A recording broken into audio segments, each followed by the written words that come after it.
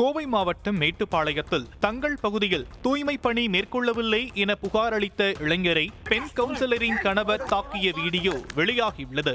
Railway colony பகுதியைச் சேர்ந்த கௌதம் என்பவர் தங்கள் பகுதியில் குப்பைகள் தேங்கியும் கழிவுநீரால் துர்நாற்றம் வீசுவதாகவும் நகராட்சி நிர்வாகத்திடம் புகார் தெரிவித்ததாக கூறப்படுகிறது.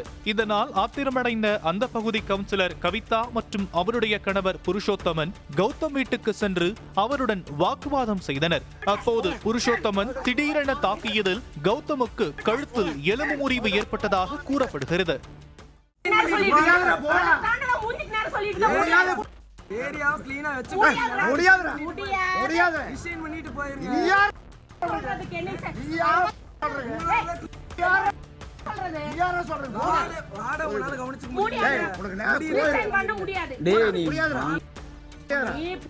ஓகே நான் பாத்துக்கிறேன். போடா நீ போய் பாத்துக்கடா. அப்புறம் எதுக்கு வந்து நீங்க கத்திட்டு இருக்கீங்க? வந்து பேசுற. நான் வந்து கத்துவேன். உங்க அம்மா இந்த வார்டன் சொல்றதுக்கு முதல்ல இதெல்லாம் க்ளீனா வெச்சு. இப்போ உன்னால முடிஞ்ச நீ க்ளீன் பண்ணு. நீ அவ்வளவு பெரிய அக்கறையானவன் தானே? பண்ணு. சரி நான் பண்ணிக்கலாம். பண்ற. அப்புறம் எதுக்கு இங்க வந்து கத்திட்டு இருக்கீங்க?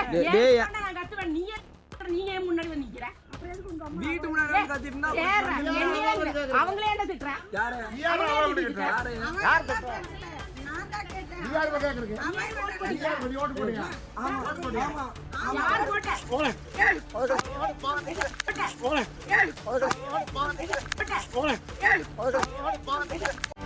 செய்திகளை உடனுக்குடனும் துல்லியமாகவும் தெரிந்து கொள்ள சப்ஸ்கிரைப் பண்ணுங்க.